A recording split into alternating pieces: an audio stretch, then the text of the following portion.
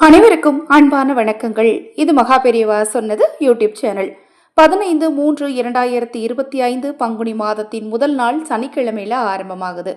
இந்த நாள்ல இந்த பொருட்களை ஒரு மஞ்சள் நிற துணி அல்லது பச்சை நிற துணியில் வைத்து மூட்டையாக கட்டி உங்கள் வீட்டு நிலைவாசலில் தொங்கவிடுங்கள், அல்லது நீங்கள் பணம் வைக்கும் இடத்தில் வைத்தால் உங்களுக்கு தொடர்ந்து பணவரவு ஏற்பட்டுக்கிட்டே இருக்கும். உங்கள் எப்பேற்பட்ட கடனும் தீர்வதற்கான வாய்ப்புகளும் சூழலும் உங்களுக்கு நிச்சயமா உண்டாகும். இதற்கு தேவையான பொருள் என்ன, இந்த பரிகாரத்தை எப்படி செய்யணுங்கிறது இந்த பதிவில் தெரிஞ்சுக்கலாம். பதிவை பார்ப்பதற்கு முன் ஒரு சிறிய அறிவிப்பு. சர்வமும் சகலமும் வசியமாக சர்வ சகல வசிய தாயத்துக்கள் தேவைப்பட்டாலும், உங்கள் பிரச்சனைகளுக்குரிய தாயத்துக்கள் வசிய தாயத்துக்கள் தேவைப்பட்டாலும் 9344692042 இந்த வாட்ஸ்அப் எண்ணுக்கு தொடர்பு கொள்ளுங்க. அதை பற்றிய தெளிவான விளக்கம் கொடுக்குறேன்.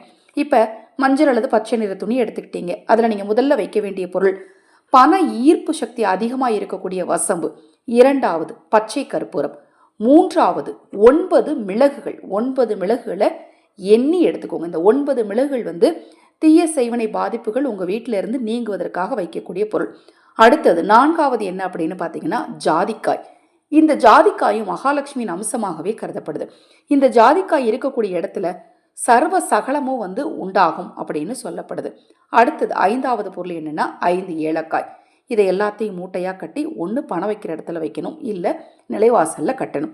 முதல்ல இதை பூஜையில் ரெடி பண்ணி வச்சு மனதார மகாலட்சுமி தாயாரை வழிபடுங்க.